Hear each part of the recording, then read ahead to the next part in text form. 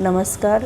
T V Maharashtra news चॅनलमध्ये आरोग्य संपदा ह्या कार्यक्रमामध्ये तुम्हाला सगळ्यांना मी स्वागत करत आहे. माझं नाव अमृता बोल्ली, आहारतज्ञ. माझं नाव अमृता बोल्ली, डायटिशियन म्हणून गेल्या 14 वर्षापासून मी काम करत आहे. आज मी तुम्हाला सर्वांना निरोगी आहाराबद्दल थोड्या गोष्टी शेअर करणार आहे. आपल्याला सगळ्यांना माहीत आहे की आपलं आरोग्यच आपल्यासाठी फार महत्त्व आहे, आपलं संपत्तीसारखं महत्त्व आहे. तर हे आपण जपून ठेवण्यासाठी काय करावा म्हणजे मेन म्हणजे आपलं carbohydrates, proteins, fats, minerals and vitamins हे सगळं प्रॉपर प्रमाणामध्ये आपल्या आहारामध्ये पाहिजे.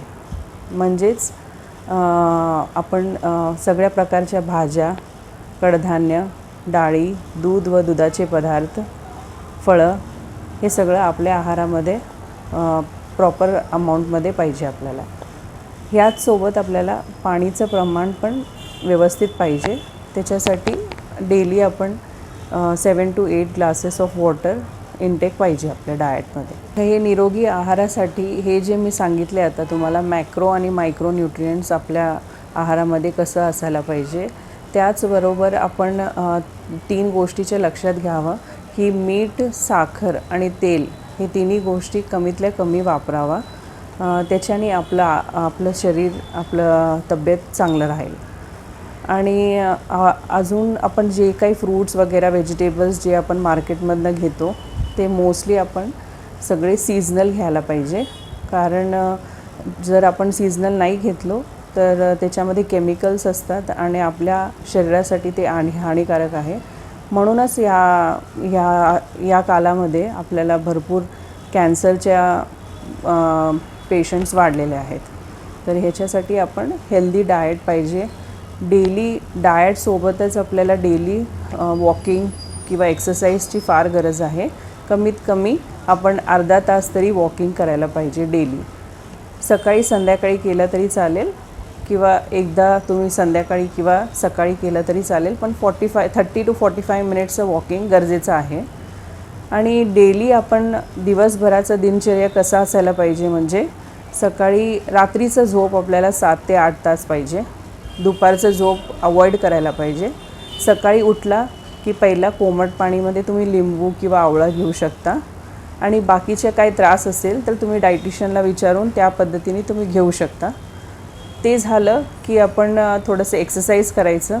एक्सरसाइज झाल्यानंतर आपण पहिला एक फ्रूट आणि रात्री भिजवलेले 5 बदाम किंवा अक्रोड हे सेवन करायला पाहिजे. त्याचनंतर 9ला नाश्त्यामध्ये शक्यतो पोहे, उपीट, सुशिला, बॅम्बिनो या पद्धतीने आपलं नाश्ता पाहिजे.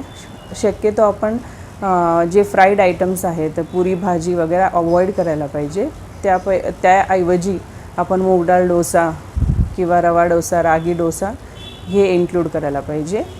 ते झाल्यानंतर दुपारी एकदम गच्च भरून आपण पोट जेवण नाही करायला पाहिजे. त्यासाठी आपण 11 वाजता थोडंसं लाईटली काहीतरी स्नॅक्स घ्यायला पाहिजे.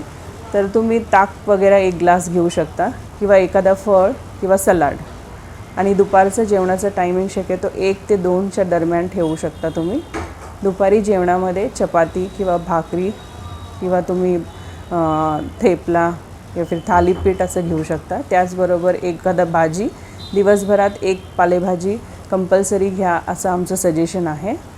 आणि बाकीचं फळभाज्या आणि त्यासोबत दही किंवा जवस किंवा कारळाचं चटणी.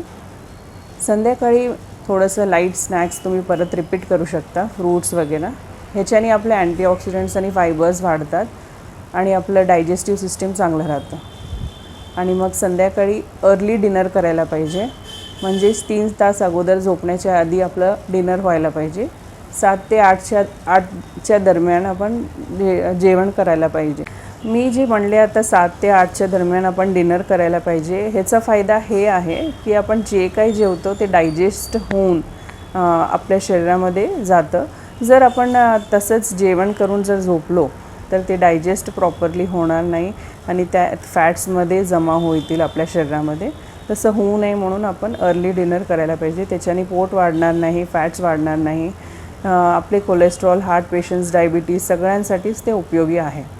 आणि मग रात्रीचं थोडंसं तुम्ही वॉक घेऊन मग तुम्ही झोपू शकता. शक्यतो रात्री झोपण्याच्या आधी मोबाईल, टी व्ही वगैरे बघू नये. आपल्याला सर्वांना माहीत आहे की आता जे सीझन आहे ते मक्याचं सीझन आहे. तर सगळीकडे आपल्याला जागी आपल्याला मका मिळते. मकाचं इम्पॉर्टन्स हे आहे की मक्यामध्ये जास्तीत जास्त स्टार्च असतं आणि त्याच्यामध्ये कॅरोटिनॉइड्स आहेत जे आपल्याला इम्युनोसप्रेसंट म्हणून काम करते. इम्युनिटीसाठी फार छान आहे. आपलं रोगप्रतिकारशक्ती वाढवते. डायजेशनसाठी चांगलं आहे. आणि हे सगळ्या गोष्टी असल्यामुळे आपल्याला कोलेस्ट्रॉल आणि BP कंट्रोल करण्यासाठी मदत होतो. आणि ज्यांचं वेट वाढवायचं आहे, ज्यांना स्टार्चचं गरज आहे, त्यांनी पण हे जर कन्झ्युम केला तर त्यांचं वेटही वाढू शकते.